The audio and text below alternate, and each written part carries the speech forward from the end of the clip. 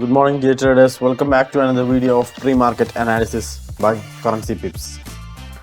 നമുക്ക് കഴിഞ്ഞ ദിവസത്തെ നമ്മുടെ പ്രീ മാർക്കറ്റ് അനാലിസിൻ്റെ റിവ്യൂ പറഞ്ഞുകൊണ്ട് നമുക്ക് ഇന്നത്തേലേക്ക് പോകാം. നമ്മൾ ഇന്നലെ പറഞ്ഞ കാര്യങ്ങൾ യൂറോ USDയിൽ നമ്മുടെ വ്യൂ ബെയറിഷ് ആയിരുന്നു എന്ന് നമ്മൾ പറഞ്ഞിട്ടുണ്ടായിരുന്നു. കാരണം എന്തുകൊണ്ട് ബെയറിഷ് ആയിരുന്നു എന്ന് വെച്ചാൽ ഈ ഒരു സെൽസ് ലിക്വിഡിറ്റി എടുത്തപ്പോൾ മുതൽ നമുക്കൊരു 4 hour ടൈം ഫ്രെയിമിൽ ഇംബാലൻസ് ക്രിയേറ്റ് ചെയ്യുന്ന നമ്മൾ കണ്ടായിരുന്നു. ആ ഇംബാലൻസ് ക്രിയേറ്റ് ചെയ്ത മുതൽ നമ്മൾ എന്താണ് യൂറോ USDയിൽ ബെയറിഷാണ്. ബട്ട് നമുക്ക് ട്രേഡിംഗ് ഓപ്പർച്യൂണിറ്റീസ് അധികം കിട്ടിയില്ലായിരുന്നു. അതിൻ്റെ കാരണം എന്ന് വെച്ചിട്ടുണ്ടെങ്കിൽ നമ്മൾ പ്ലോട്ട് ചെയ്ത ഏരിയാസിലേക്ക് വരാൻ വേണ്ടിയിട്ടായിരുന്നു. അവിടെ നിന്നൊക്കെ എടുക്കുമ്പോൾ നമുക്ക് നമ്മൾ പ്ലോട്ട് ചെയ്ത നമ്മുടെ കുറച്ച് പോയിന്റ് ഓഫ് ഇൻട്രസ്റ്റുകളുണ്ട്. അവിടെ നിന്ന് എടുക്കുമ്പോൾ നമുക്ക് നല്ലൊരു ട്രേഡിംഗ് ഓപ്പർച്യൂണിറ്റി കിട്ടുള്ളൂ, ഈവൻ നമുക്ക് ഒരു ബയാസ് കിട്ടിയാൽ പോലും. മനസ്സിലായില്ല. അപ്പോൾ still we are bearish on euro USD. അതിൽ വ്യൂസിൽ ചേഞ്ചൊന്നും വന്നിട്ടുണ്ടായില്ല.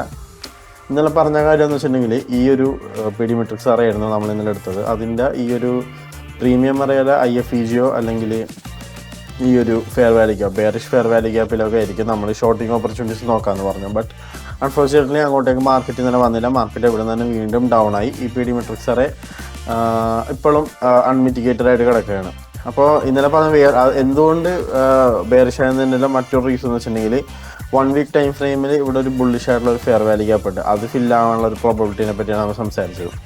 ഓക്കെ, അപ്പോൾ ഇനി വരുന്ന മണിക്കൂറുകളിൽ ആൻറ്റിസിപ്പേറ്റ് ചെയ്യണമെന്ന് വെച്ചിട്ടുണ്ടെങ്കിൽ 4 hour ടൈം ഫ്രെയിമിലായിരിക്കും ക്ലോസ് ആയിട്ട് വാച്ച് ചെയ്യുക. കാരണം 4 hour ടൈം ഫ്രെയിമിൽ ഇനി വരുന്ന മണിക്കൂറുകളിൽ ഈ ഒരു bearish fair value gap mitigate ചെയ്തുകൊണ്ട് ഒന്നല്ലെങ്കിൽ ഡൗൺ ആവാം, അല്ലാന്നുണ്ടെങ്കിൽ ഇവിടെ ഒരു ബുള്ളിഷ് ഫെയർ വാല്യൂ ഗ്യാപ്പ് ആയതുകൊണ്ട് തന്നെ ഒരു ബുള്ളിഷ് ഇംബാലൻസ് ക്രിയേറ്റ് ചെയ്ത് കഴിഞ്ഞാൽ 4 hour 1 hour ടൈം ഫ്രെയിമിൽ ബുള്ളിഷ് ഇംബാലൻസ് ക്രിയേറ്റ് ചെയ്ത് കഴിഞ്ഞാൽ നമുക്ക് യൂറോ USDയിൽ ബൈസ് നോക്കാവുന്നതാണ്. ഓൺലി അവിടെ ബയേഴ്സ് സ്റ്റെപ്പിനാവുകയാണെന്നുണ്ടെങ്കിൽ മാത്രം. ബയേഴ്സ് സ്റ്റെപ്പിനാവുക മീൻസ് ബൈയിങ് ഇംബാലൻസ് അവിടെ വന്നെയാണെന്നുണ്ടെങ്കിൽ മാത്രം. ഓക്കെ, എന്നാലും ഞാൻ പേഴ്സണലി നോക്കുന്ന വേറൊരു വ്യൂ എന്ന് വെച്ചിട്ടുണ്ടെങ്കിൽ യൂറോ USDയിലെ വേറൊരു വ്യൂ എന്ന് വെച്ചിട്ടുണ്ടെങ്കിൽ ഈ ഒരു പീഡിമെട്രിക്സ് അറേ ഇപ്പോഴും അൺമിറ്റിഗേറ്റഡ് ആണ്.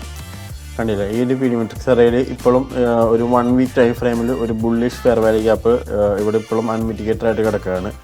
അപ്പോൾ in the near future within few days or weeks നമുക്ക് ഇങ്ങോട്ടേക്കുള്ളൊരു ജേർണി ഞാൻ പേഴ്സണലി എക്സ്പെക്റ്റ് ചെയ്യുന്നുണ്ട്. ഓൺലി ഇഫ് അവിടെ ബയേഴ്സ് സ്റ്റെപ്പിനായില്ലെങ്കിൽ മാത്രം. ഇപ്പോൾ നമ്മൾ നേരത്തെ പ്ലോട്ട് ചെയ്ത ആ 4 hour ടൈം ഫ്രെയിമിൽ പറഞ്ഞല്ലോ ഇവിടെ ഒരു വീക്ക്ലി ടൈം ഫ്രെയിമിലുള്ള ബുള്ളിഷ് ഫെയർ വാല്യൂ ഗ്യാപ്പ്. ഈ ഫെയർ വാല്യൂ ഗ്യാപ്പിൽ ഒരു ബൈയിങ് ബാലൻസ് നടന്നില്ല എന്നുണ്ടെങ്കിൽ മാത്രം മാർക്കറ്റ് വീണ്ടും ഡൗൺ ആവും. അതായത് ഈ ഒരു ഫെയർ വാല്യൂ ഗ്യാപ്പിൽ നിന്നോ മുകളിലുള്ള ഏതെങ്കിലും ഫെയർ വാല്യൂ ഗ്യാപ്പ് ഇതൊക്കെ ആയിരിക്കും. അങ്ങനെ ഡൗൺ ആയി കഴിഞ്ഞാൽ നമുക്ക് ഷോർട്ട് ചെയ്തുകൊണ്ട് ഇതുവരെയൊക്കെ ടാർഗറ്റ് ചെയ്യാൻ പറ്റുമായിരിക്കും. മനസ്സിലായില്ലേ? ഈ ഒരു ബുള്ളിഷ് ഫെയർ വാല്യൂ ഗ്യാപ്പ് വരെ അത്രയും നല്ല ഷോർട്ടിങ് ഓപ്പർച്യൂണിറ്റീസ് ആണ് യൂറോ USDയിൽ ഞാൻ ആൻറ്റിസിപ്പേറ്റ് ചെയ്യുന്നത്.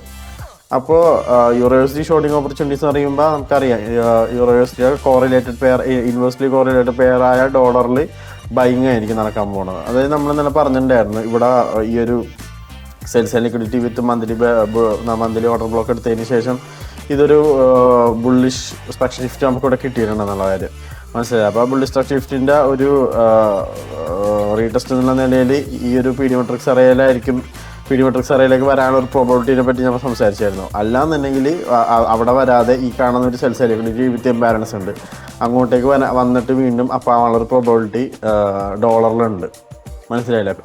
പിന്നെ ന്യൂസ് ഉണ്ട് ഇന്നത്തെ. അത് ഞാൻ അവസാനം പറഞ്ഞുതരാം. ഇന്നത്തെ ന്യൂസിന് വളരെ ഇമ്പോർട്ടൻ്റ് ആയിട്ടുള്ള ന്യൂസാണ്. അവസാനം ഡിസ്കസ് ചെയ്യാം നമുക്ക്. ആൻഡ് ഫൈനലി ഗോൾഡിൽ എന്താണ് വ്യൂ എന്നുള്ളത്.